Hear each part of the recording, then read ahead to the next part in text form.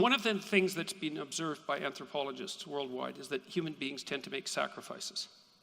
So I'm going to spend 2 minutes, 3 minutes, laying out a sacrificial story. And the reason I want to do it is because, see, what I think happened with regards to the origin of these profound stories is that people first started to behave in certain ways that had survival significance. And that was selected for as a consequence of the standard selection practices. And so that was instantiated in behavior. And then because we could observe ourselves, because we're self-conscious creatures, that we started to make representations of those patterns and dramatize them and then encapsulate them in stories. So it's a bottom-up so it would be sort of like chimpanzees or wolves become aware of their dominance hierarchy structures and the strategies that they use. So a wolf, for example, if two wolves are having a dominance dispute, the wolf that gives up first lays down and puts his neck open so the other wolf can tear it out, and then the other wolf doesn't.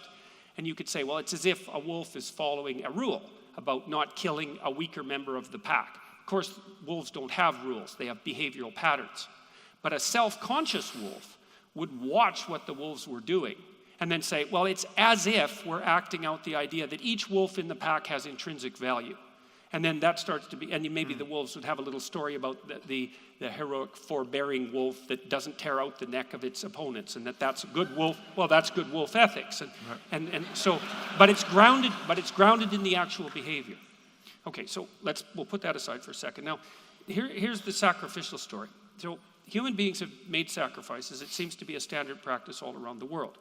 And in the biblical narratives, they would often sacrifice something of value, like a valuable animal. Well, like a child. Let's start. Well, look. I'm not making light of this. I know that human sacrifice was a part of this. Yeah, but that's again. So just to give you a crib on where my mind goes here is human sacrifice is as old a religious precept as we know about. Yes. It's a cultural universal. The other sacrifices are derivations from it. Circumcision is a surrogate for the far more barbaric act of human sacrifice. And it answers every test you would put to it with respect to its archetypal significance, its compelling presence in stories across all cultures. But the horror is that it actually has taken place in all these cultures based on explicit beliefs in the presence of just right. Well, oppressive scientific ignorance. Arthur Kessler used that as an argument for the essential insanity of humanity. Right? No, but it's not just the insanity of humanity. It's the misapprehension of the causal structure of the cosmos. You don't know what controls the weather. Well, you don't know why people get sick. You think your neighbor is capable of casting magic spells on you. You're ignorant of everything, and you're trying to force some order on things. And so when you don't, in the absence of engineers, and you don't know why certain buildings fall down, you actually can agree with your neighbor that maybe you should bury your firstborn child into every post hole of this new building, which in fact took place. And it's the consequence of ignorance. And so the problem is, if you're only going to talk about this purified notion of sacrifice. But it's a very strange consequence of ignorance, Sam. It's the notion that we're in relationship to invisible others that can mistreat us based on our not having offered enough. We are. But not precisely those others. Well, but we're in relationship to the invisible others who will judge us in the future. Okay, you're changing the noun in important ways. I know, but I'm also trying to understand, and I'm not trying to argue against the horror of child sacrifice. No, I would never imagine you would. I know. But I'm also trying to. But my work would be much easier if you did that. Yes, and the work of journalists as well. Although they've tried that pretty much anyways. That's right. So.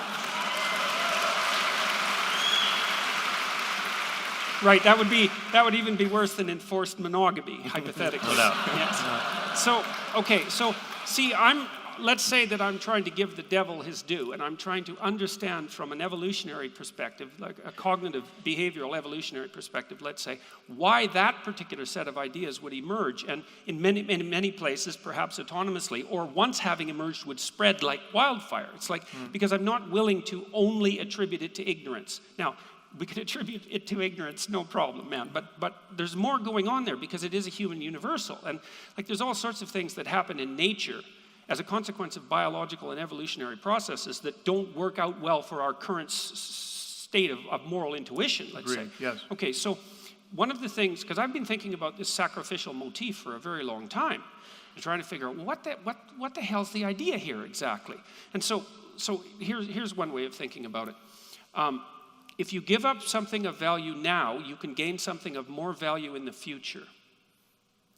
Okay, so let's think about that idea for a minute. So the first thing is, that's a hell of an idea.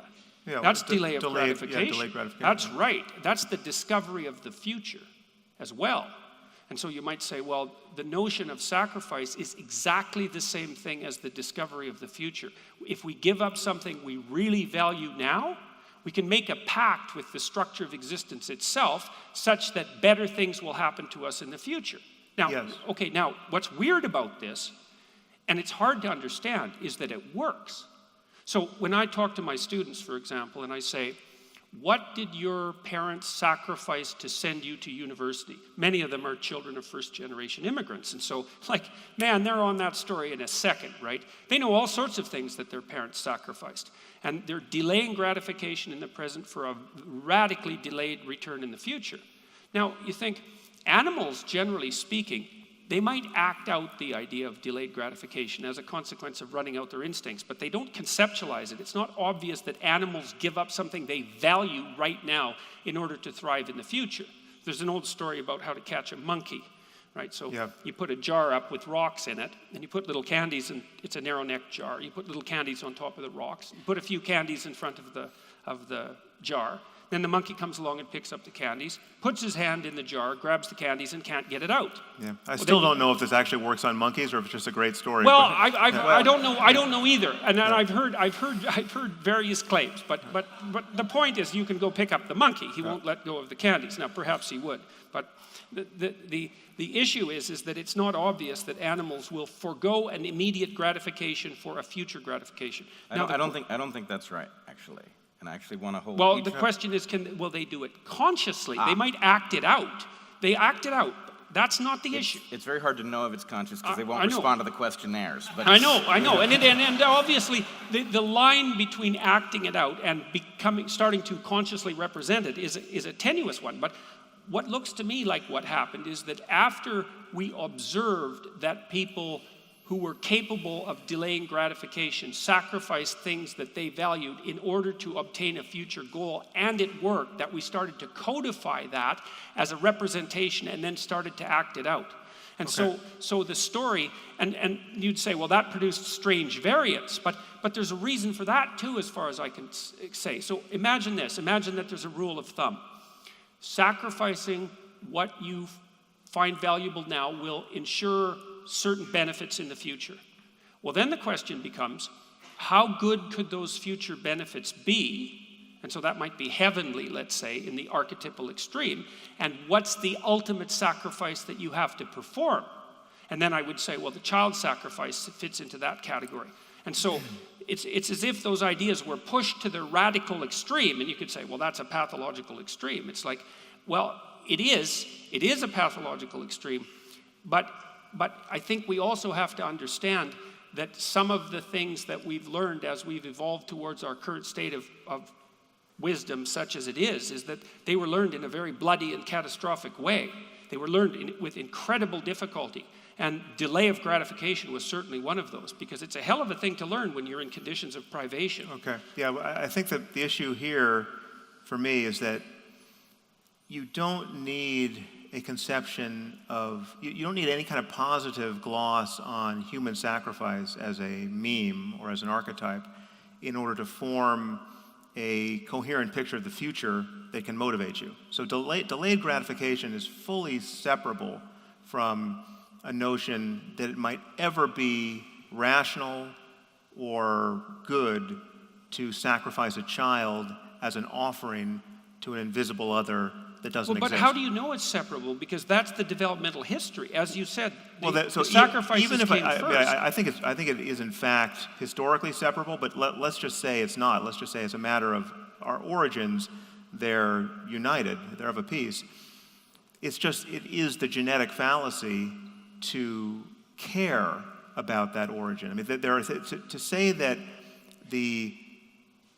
that is the only path forward toward a notion of the future, given where we've come from, or that it's somehow necessary to venerate now, or that it's good that we took that path. But we do venerate the idea of sacrifice now. But I would say that I would say we do it to the detriment of our moral intuitions in the religious context. So, for instance, I think that the notion that Christianity is actually a cult of human sacrifice. Christianity is not a religion that repudiates human sacrifice. Christianity is a religion that says, actually, no, human sacrifice is necessary, and there was only one that, in fact, was necessary and effective, and that's the sacrifice of Jesus.